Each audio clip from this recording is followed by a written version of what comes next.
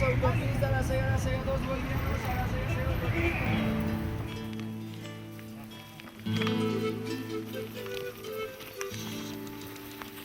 Yo me llamo Víctor Osman Suxo Quispe y yo tengo 13 años y yo ayudo a mi papá, a veces mi mamá ayuda a pastear las vacas y hay que invitar cebadas y todo. Después tengo que lavar mi cabello, después vengo al colegio, después en hay estudios, algunas palabras.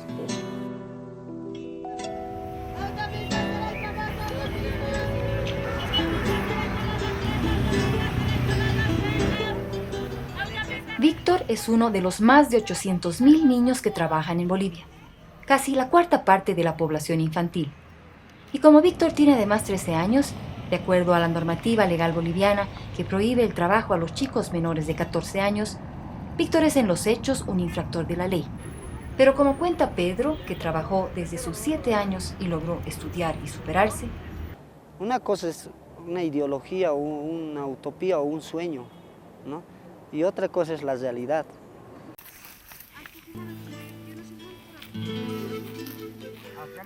Plata no hay para ayudar a mí. No alcanzo. A veces un poquito la vaquita estoy carneando, así estoy vendiendo, con eso estoy ayudando. No hay caso de conseguir la plata. Pero si los padres tuvieran trabajo, los niños tuvieran el derecho real al estudio, a la salud, ¿no? Automáticamente los niños trabajadores irían, digamos, disminuyendo. No sería necesario de una ley que les diga prohibido o nada, porque ya automáticamente va a ir disminuyendo y esto va más a una situación de necesidad. Por ejemplo, si tú quieres estudiar, tienes que trabajar.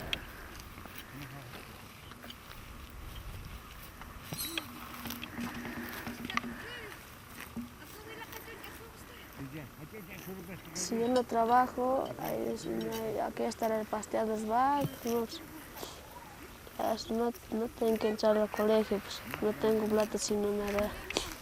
Entonces, el trabajo es un instrumento de sobrevivencia y el hecho de que se diga que prohibido el trabajo o abolir el trabajo infantil es una ley que no encaja en la sociedad boliviana. Vivimos aquí, es mis bobitas, me estás ayudando en lo que estamos trabajando, eso. Así sorprende, a veces crece la papa, a veces no hay helada, o si hay granizo, así nomás saca. Sorprendo, no, sin comida nomás a veces. Con mi plata compro algunas ropitas y cuadernos y puntaboles que tengo que comprarme, eso. A veces mi papá ayuda, si no ya se acaba de plata, me ayuda mi papá. Hoy en día no se trata de que ellos trabajen o no, sino se trata de que se les dé ese derecho a poder elegir si ellos quieren o no trabajar. Víctor eligió trabajar, y como todos los niños indígenas, de acuerdo a sus costumbres, él trabaja en el campo ayudando a su familia, pero además cada viernes viaja a la ciudad para ganar unos 20 pesos como voceador. Si no, no podría estudiar y acabaría igual que sus 11 hermanos, que no terminaron la escuela. Eran 15, murieron 4. Bernardo, el que le sigue, se desmaya con frecuencia y en la escuela no lo quieren recibir. Las niñas menores tampoco asisten. Yo creo que deben trabajar, hay veces, si no tienen plata, deben trabajar así gritando en el minibús, hay veces empleador, los chicos, así. Por eso aquí la opción por el trabajo es clara. Es más, el movimiento de niños y adolescentes trabajadores de Bolivia logró modificar un artículo fundamental incluido ya en la nueva Constitución Política del Estado. En el artículo 61 decía se prohíbe toda forma de trabajo infantil de niños y niñas adolescentes, ¿no? Pero la propuesta de los nazis iba con que se prohíba la explotación, ¿no?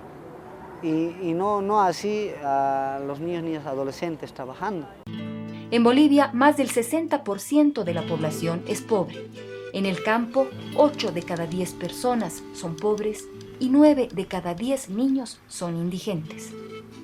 Los esfuerzos del Estado por lograr que los niños no abandonen la escuela por falta de recursos son todavía insuficientes. Y sin educación, el círculo de la pobreza se mantiene. Por eso, el aporte del trabajo de Víctor a su casa significa sobre todo la posibilidad de salir de la pobreza y alcanzar los sueños que ahora no tiene. Porque cuando le pregunto qué desea, su respuesta es el silencio. Apenas dice que quisiera ser policía o doctor. Pero mientras Víctor trabaja para conseguir un sueño, por ahora basta con aspirar a una vida digna que le permita comer, ir al colegio y alguna vez jugar.